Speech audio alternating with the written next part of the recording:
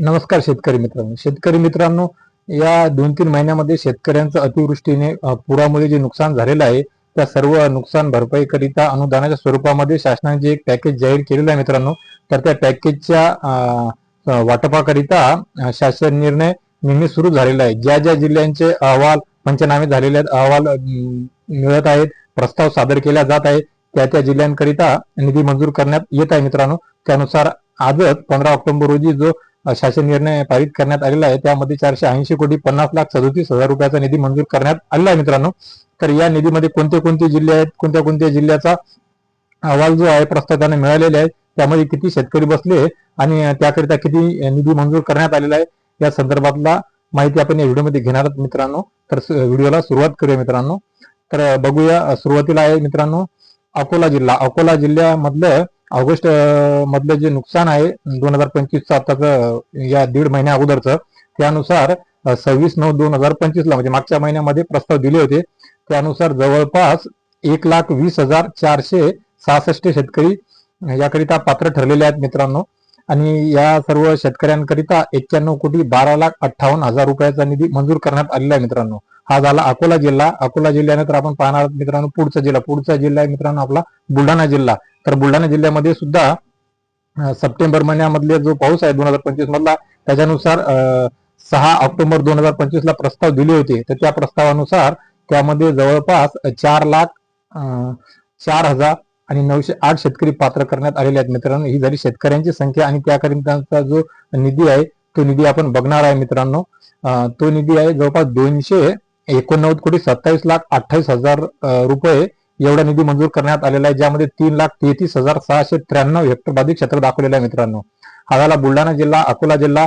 पुढचा जिल्हा आहे मित्रांनो वाशिम जिल्हा. वाशिम जिल्ह्यामध्ये सुद्धा सप्टेंबर महिन्यामध्ये जे नुकसान झालेलं होतं तर त्यानुसार त्याचे प्रस्ताव 6 ऑक्टोबरला देण्यात आलेले होते. त्यानुसार जवळपास 40,545 शेतकरी पात्र झालेले आहेत मित्रांनो. या सर्व शेतकऱ्यांकरिता 34,64,00,000 रुपये 84,000 एवढा निधी मंजूर करण्यात आलेला आहे मित्रांनो.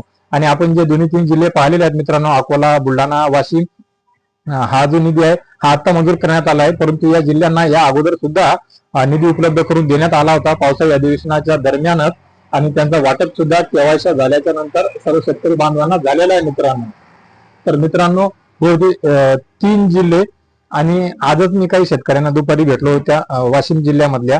तर काही बऱ्याचशा शेतकऱ्यांना त्यांच्या खात्यावर 2-3 दिवस अगोदर 2 किंवा 3 हेक्टर पर्यंतची निधी जमा झाल्या, तर त्यांनी दाखवलं, त्यांनी सांगितलंय, मेसेज वगैरे दाखवले मित्रांनो. बघूया पुढचे जिल्हे कोणते आहेत मित्रांनो. तर पुढचा जिल्हा आहे आपला जालना जिल्हा मित्रांनो. जालना जिल्ह्यामधल्या ऑगस्ट महिन्याचा जे पाऊस झालेला होता त्याच्यानुसार 1 ऑक्टोबर 2025 ला जे प्रस्ताव दिले होते त्यानुसार 1,827 शेतकरी पात्र झालेले आहेत मित्रांनो.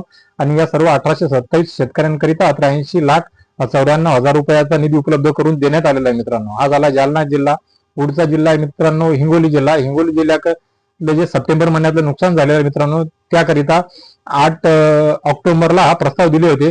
त्यानुसार त्यामध्ये हिंगोली जिल्ह्यामधले 1,00,000 जवळपास 5,120 शेतकरी पात्र झालेले आहेत मित्रांनो. त्यांच्याकरिता 64,61,83,000 रुपयाचा निधी मंजूर करून देण्यात आलेला आहे मित्रांनो.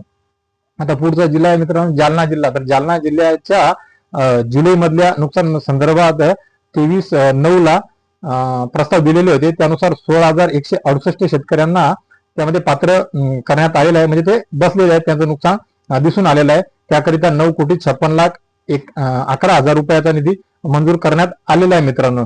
या जिल्ह्यातील शेतकऱ्यांना आता नुकसान भरपाई मिळण्याचा मार्ग जवळपास मोकळा झालेला आहे मित्रांनो. निधी मंजूर करून देण्यात आलेला आहे, म्हणजे लवकरात लवकर ज्या सर्व शेतकऱ्यांच्या खात्यावर हा निधी वळती करण्यात येईल आणि त्यांना नक्कीच दिवाळीला म्हणा किंवा निदान कमीत कमी रब्बीच्या हंगामासाठी या सोयाबीनच्या खरीपाच्या मोडतोडीसाठी खूप हातभार होईल मित्रांनो. जे काही उधाऱ्या औषधीच्या खता बी बियाण्याच्या मजुऱ्या द्यायच्या होत्या त्या सर्व गोष्टी करता हा जो निधी म्हणजे काय, यामध्ये जर समजा जवळपास 8,500 याच्यानुसार 3 हेक्टर पर्यंत 8,24 आणि 1.5 म्हणजे असे 3 हेक्टर जमीन असेल तर 25,500 रुपये आणि 2 हेक्टर असेल तर 17,000 रुपये, 1 हेक्टर असेल तर 8,500 रुपये या स्वरूपामध्ये हा निधी मिळणार आहे. आणि बाकीचे जे निधी पॅकेज मध्ये सांगितलेलं आहे, जे अनुदान दिलेलं आहे रब्बी करिताचं आणि पीक विमाचं, या गोष्टीला टप्प्याटप्प्याने ते शेतकऱ्यांच्या खात्यावर जमा करण्यात येणार आहे. हा जो निधी आहे हा सुद्धा हे जिल्हे एवढे बसलेले आहे, आजचे 6 ते 7 जिल्हे जवळपास समजा आपण सांगितले, यानुसार आजच्या शासन निर्णयानुसार थोडेफार शेतकरी पुण्यामधले आहेत सुद्धा, अहिल्यानगरचे सुद्धा आहेत आणि काही याच्या अगोदरचे जे बसलेले आहेत त्यांचा प्रस्ताव जसे पाठवणं सुरू आहेत त्यानुसार त्यांचे आकडे समोर येतील आणि त्यानुसार या सर्व शेतकरी बांधवांना तो निधी मंजूर करून त्यांच्या खात्यावर वळती करून देण्यात येईल. आता बघूया या बुलढाणा जिल्ह्यामधले सुद्धा काही अपडेट आहे की बाबा उद्या परवाकडे या 2-3 दिवसामध्ये शेतकऱ्यांच्या खात्यावर अनुदान जमा होण्याची प्रक्रिया सुरू होण्यासारखी एक खात्रीशीर माहिती मिळालेली आहे. तर धीर ठेव मित्रांनो, शासनाच्या परीने प्रयत्न करीत आहे, कारण की त्यांना निधीची तरतूद करण्यासोबत हे जे आकडे आहेत, हे जे अहवाल, हे जे प्रस्ताव आहेत हे तिथपर्यंत जाणे सुद्धा महत्वाचे आहे आणि त्याच्यानुसारच वाटप करता येणार आहे आणि केंद्राकडून सुद्धा हा पूर्ण डाटा घेऊन केंद्राला देऊन केंद्राकडून सुद्धा मदत घेतल्या जाणार आहे मित्रांनो. तर मित्रांनो, ही होती अकोला, बुलढाणा, वाशिम, हिंगोली, जालना या जिल्ह्या संदर्भातली एक निधी मंजूर झाल्या संदर्भातली एक दिलासादायक महत्वपूर्ण माहिती. तर मित्रांनो, आपणा सर्वांनी माहिती कशी वाटली कमेंट बॉक्स मध्ये नक्कीच कळवा, आपल्या प्रतिक्रिया कळवा, काही प्रश्न असतील तर प्रश्न विचारा, चॅनलला सबस्क्राईब करा, बेल आयकॉनचे बटन दाबा, पेजला फॉलो करा आणि सर्व शेतकरी पुत्रांपर्यंत, शेतकरी बांधवांपर्यंत ही महत्वाची जी माहिती आहे ही माहिती त्यांना सुद्धा मिळावी याकरिता या व्हिडिओला सुद्धा शेअर करा मित्रांनो. धन्यवाद.